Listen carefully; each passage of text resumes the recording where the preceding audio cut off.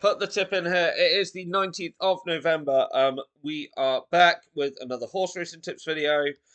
And I'm going to have to ask you to stick with me, in the words of George Michael, because you've got to have faith. Unfortunately, we're just on a bit of a dry spell, aren't we? It's a bit frustrating because we know when it comes, it really does flow once we're in a rhythm, and we're just waiting for that one big win that puts us right back up there. But this month, yeah, I can't piece together right now. Why, if I'm perfectly honest, a little bit of it I think is a lot of unknown horses are running. Um, yeah, you're getting a real mix, a lot of early first runs. Um, the ground's all over the place. There's lots of things, so I can't really nail it on one. But we keep going. Yesterday, we had a couple of places in our tier one. We had McIver Place, and we had Grace Faraday Place. Grace Faraday, I thought at one point was probably going to go on to win the race with how well she was travelling, but unfortunately, a couple of bad jumps later on kept the momentum down because that would have been a hell of a win at 16s. But instead, we get 38 back from our 50 and we end up £12 down. That is frustrating. Billy Bathgate, different drum, didn't turn up. Ben Aker looked well in at one point and then just had nothing in the tank. Um, question mark on that horse, because fitness shouldn't be a problem at this stage. So something's gone wrong there. Elsewhere, we had places in tier two from I Wish You, Our Amigo, or was it Cool Katie? One of the two placed, one of the others didn't. We had a winner with a 5-1 winner in Doyen Magic. Um, our overpriced section did sweet nothing. And then in our off notes bets, Getaway King won in the price boost. And like I said, unfortunately, Giants Grave didn't even win. But I said you could cover it off with them each way, and that was Cinquenta, who finished behind Gaelic Pride. Lo and behold, that form worked out. To be honest, Cinquenta kept plugging on. I was, it was very close. Cinquenta could have easily won it. But that's where we're at. It was an okay day, to be fair, but just not in the tier one section where we really want it. Let's have a look at the tier one section for today. So, we start at. I'll do the standard thing. I'm trying to expand on my logic a little bit and talk to you about why I'm picking these horses a bit more, um, so that there's that level of trust and logic there. Not that I'm just going ding ding ding or using someone else's bets or anything like that. I'm just doing my due diligence. Um, this first horse is the 235 at Warwick. That is the 235 at Warwick. Dull Hallow Tommy. Dull Hallow Tommy, and this first horse could have ended up in the overpriced section, to be honest, because this horse at the distance has run repeatedly, consistently. Um, the drop to 2 miles last time, finished sixth. It's really obvious that 2 mile four, or that kind of 2.5 miles is the distance. There's the little man. But yeah, that 2.5 miles is the distance of this horse. I just don't understand. You drop back to 2 miles at the time before, fifth of five. Back to 2 miles for the time before that, second. Yeah, I just don't. Logic confounds. But because of that, it does mean we've got some good value.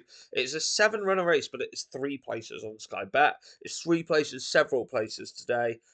So use your preferred bookie. But Dull Hallow Tommy shows great value at 8-1.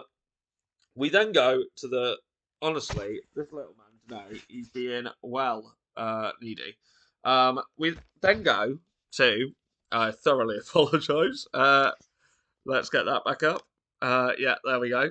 So we then go to the 355 at Dundalk. He just wants a cuddle, really. The 355 at Dundalk, and that is Comfort Line. Comfort Line. Now, this is a 4-place race. Now, it's 17 runners, so it's wide open. And yeah, I think it's going to be a tough one. But there's loads of horses I like in it. For instance, Benavente, I think, is solidly consistent. Just a bit unsure on the distance because he's a bit all over the place. But the last run said he would go well. But that isn't a horse. We're going with Comfort Line. Comfort Line for me seems like 1 mile is exactly the trip. Has run very well. Knows kind of these large fill handicaps, and that's where I've landed at 13-2. Benevente is also 13-2 if that's one you're interested in. It was tight between them, but I landed on Comfort Line. But I wouldn't shy anyone away from Benevente either. I do think there's stuff higher up in the handicap, but it's that's the horse I want, Comfort Line. We'll switch to Campton, where you've got an ITV7 this evening. Campton, the 440 at Campton. And the horse we're looking at is Sunshine and Roses at 7-1. Sunshine and Roses. This horse, again, ridiculously consistent. For me, the mile suits perfectly. I don't think there's loads of strong horses in this, to be perfectly honest. So I think it's wide open, and I therefore think it's just gone in to 13-2. But if you can get 7-1, stick to it. I just think at that price, definitely worth an each way bet at 4 places. And finally, the 540 at Campton. The 540 at Campton, and that horse is Dividend. Dividend, course and distance expert, loves the 1 mile. Over the distance, I think out of 7, it's placed in 5, 1-3. Very good